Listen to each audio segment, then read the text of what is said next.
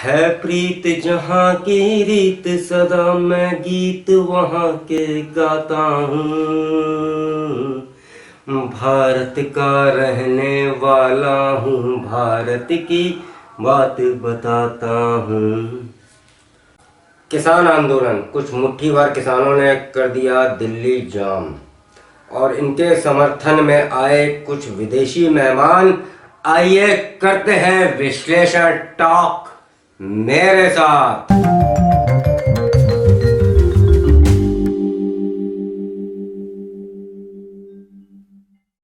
नमस्कार। ज्ञान की अधिष्ठात्री मां सरस्वती के चरणों में नमन करते हुए आर्वत लीगल सेल यानी कि एएलसी के इस वीडियो में मैं आप सबका हार्दिक स्वागत एवं अभिनंदन करता हूं।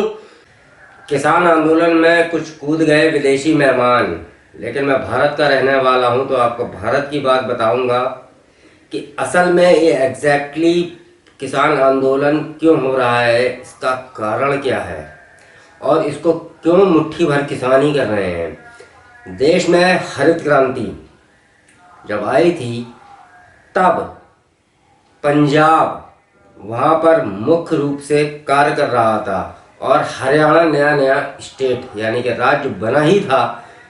आपको इस चीज़ को समझना होगा कि जब ये दो स्टेट पंजाब और हरियाणा किस तरीके से आंदोलन कर रहे हैं,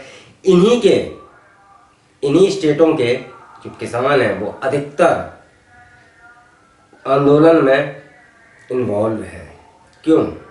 कारण क्या है?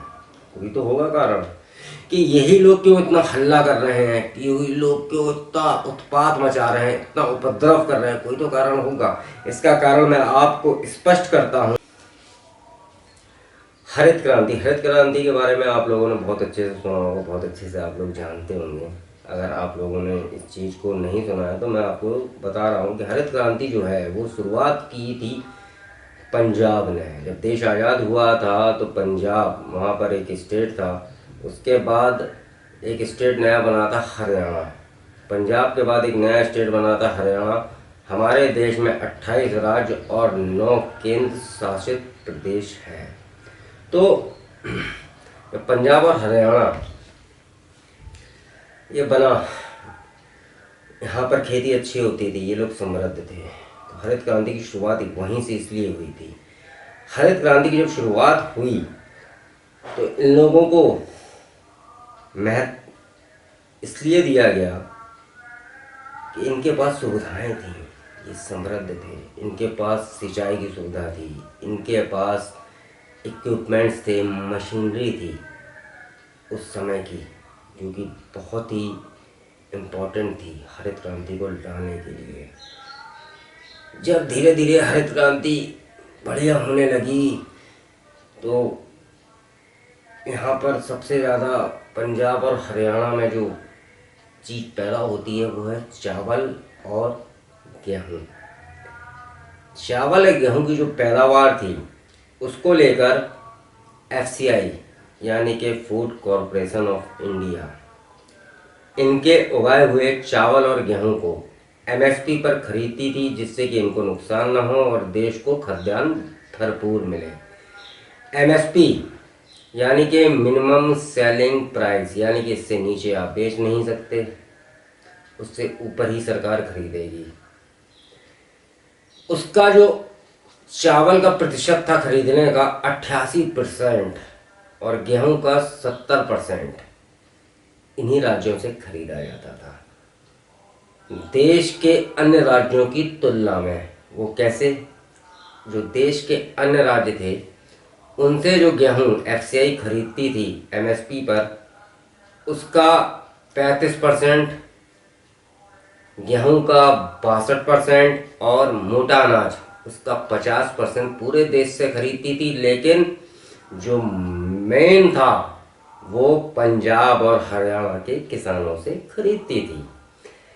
अब बात आती है कि चावल कहाँ सबसे ज़्यादा पैदा होता था, लेकिन एमएसपी उनको सबसे ज़्यादा दी जाती थी और उनसे ही सबसे ज़्यादा गेहूं और चावल खरीदा जाता था।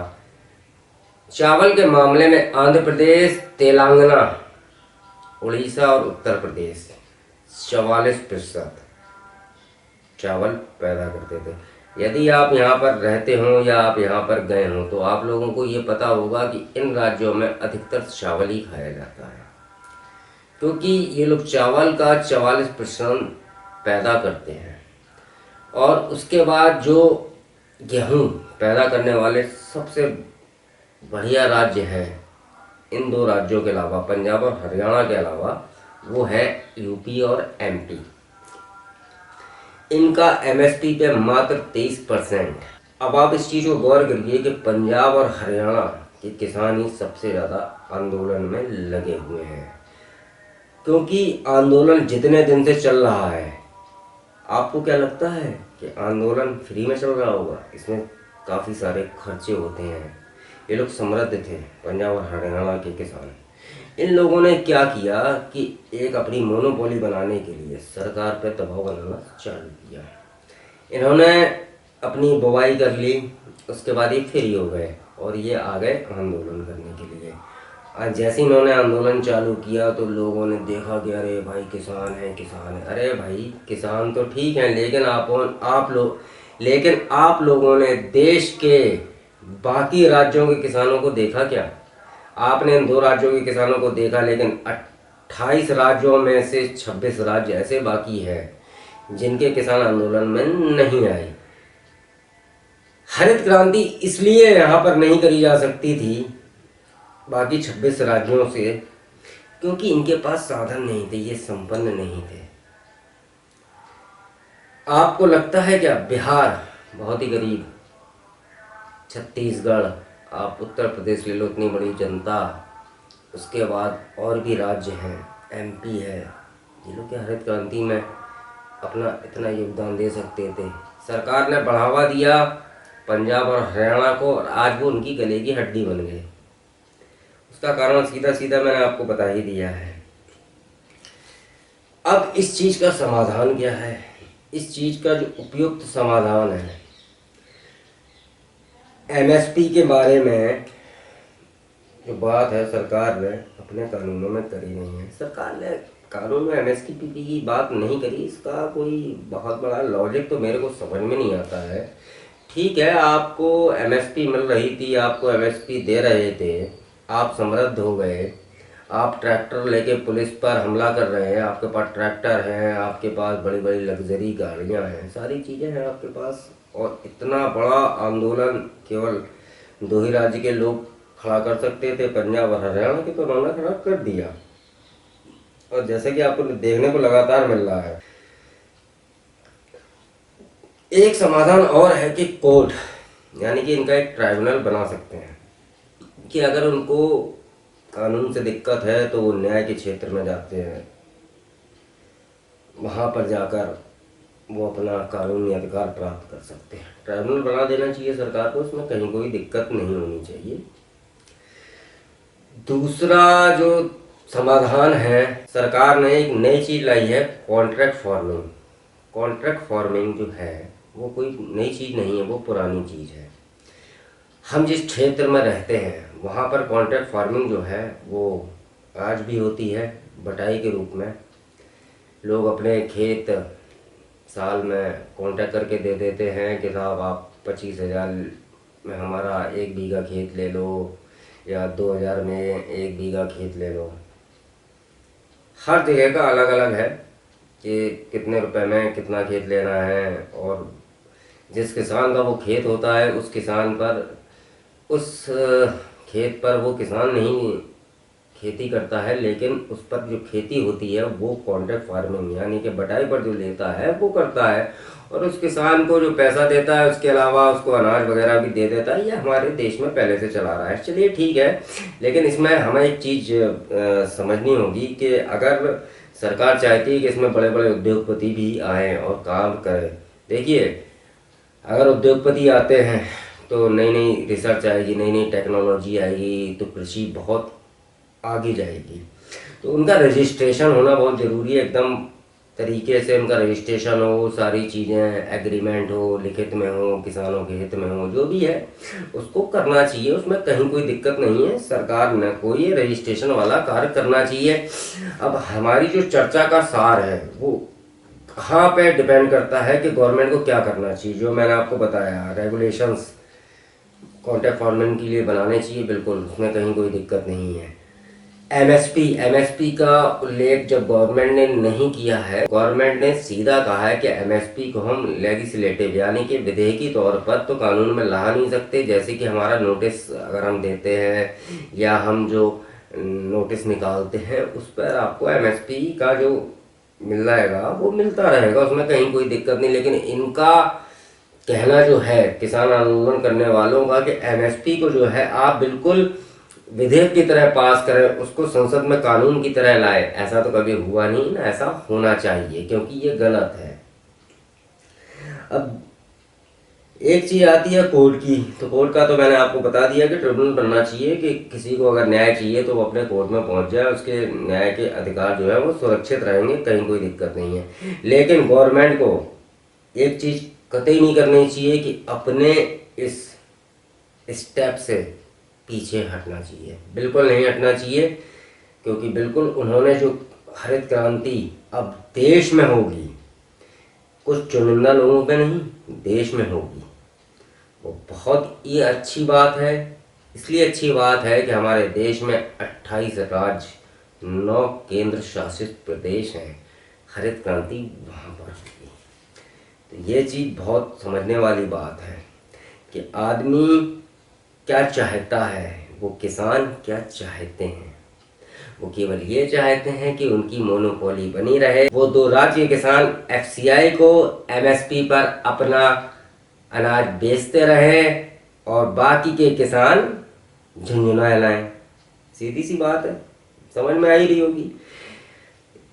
भाई एक बात बताओ आप, जो पंजाब और हरियाणा के किसान हैं जिनके पास 2 बीघा जमीन भी है, वो भी आज बहुत पैसे वाले हैं। और हमारे बाकी के क्षेत्र में रहने वाले यूपी, एमपी, बिहार, छत्तीसगढ़, राजस्थान, गुजरात, यहाँ के किसान आज भी गरीब हैं, जिनके पास चाहे 200 बीघा जमीन हो, उनके पास संसाधन नहीं है, संसाधन पहुंच नहीं पा रहे क्योंकि सारे संसाधन यही लोग लेना चाहते हैं। इनका मेन विरोध है कि सारे संसाधन हमें दो, बाकी किसी को मत दो। ये तो बहुत गलत है ना। अब ये चीज इन लोगों को कौन समझाए जो बाकी के किसान आजकल इस किसान आंदोलन का साथ देने के लिए आ गए हैं। ये भी गलत है। उनको ये चीज समझनी पड़ेगी कि ये लोग केवल अपना अच्छा चाहते हैं। ये कॉर्पोरेट्स को गाली देते हैं, या अंबानी को गाली देते हैं, या अदानी को गाली देते हैं, या टाटा को गाली देते हैं, तो क्या ये भी कॉर्पोरेट है ना। एग्रीकल्चर के मामले में ये भी कॉर्पोरेट्स हैं। 2 राज्य के लोग भी तो कॉर्पोरेट्स हैं। ये कृषि में केवल अपना एकाधिकार चाहते हैं। ये चाहते हैं कि ये खुद ही सब कुछ करे और बाकी कोई कुछ ना करे। अरे बाकी के राज्य भी हैं, 26 राज्य हैं, 9 केंद्र शासित राज्य हैं, यहाँ पर भी अनाज पैदा होता है अलग अलग तरीके से। तो ये इनकी मोनोपोली रहे, इसीलिए ये किसान आंदोलन हो रहा है। इसमें कई विदेशी लोग भी कूद गए, विदेशी मेहमान भी कूद गए हैं। जैसा कि मैंने आपको बताया, मैं भारत का रहने वाला हूँ तो आपको भारत की बात बता रहा हूँ। अब किसानों को करना क्या चाहिए। अब ये जो किसान हैं, इन्होंने आगे सारी चीज़ें सोची नहीं। इनको ये नहीं पता कि आगे ग्लोबल जो क्रांति होगी, देश विदेश में जो क्रांति होगी, उसके लिए अपने बच्चों को तैयार करना चाहिए, अपनी आने वाली पीढ़ी को तैयार करना चाहिए कि वो इस परिवर्तन में ढल सके। और इस परिवर्तन में जैसे ही वो ढलेंगे तो वो और अच्छा कर सकेंगे। लेकिन नहीं, इनको करना है आंदोलन केवल अपने स्वार्थ के लिए। बाकी देश का किसान ऐसी तैसी कराए, कोई लेना देना नहीं। केवल 2 राज्य हैं, इनके पास बहुत सारे ट्रैक्टर्स हैं, इनके पास बहुत समृद्धि है, इनके पास बहुत सारी चीज़ें हैं और ये कर रहे हैं। डिस्ट्रीब्यूटिव जस्टिस होता है कि कानून सबके लिए बराबर है। कानून कैसे बराबर है, ये किसानों पे भी लागू होता है। अब एक किसान अमीर है, एक मध्यम वर्ग का, एक गरीब है, एक बहुत ही गरीब है। भाई अमीर अमीर होता जा रहा है क्योंकि उसके पास संसाधन है। सरकार पूरी कोशिश कर रही है कि जो गरीब है उसको भी मध्य वर्ग तक लाए, मध्य वर्ग तो उसको भी अमीर बनाए। जैसे कि सरकार ने वादा किया था कि 2022 में हम किसानों की आय दोगुनी कर देंगे, तो सरकार अपने उस एजेंडे पे चल रही है। लेकिन ये जो अमीर किसान है, इनका एजेंडा केवल एक है कि इन्हीं का एकाधिकार रहे और इनको किसी से कोई मतलब नहीं।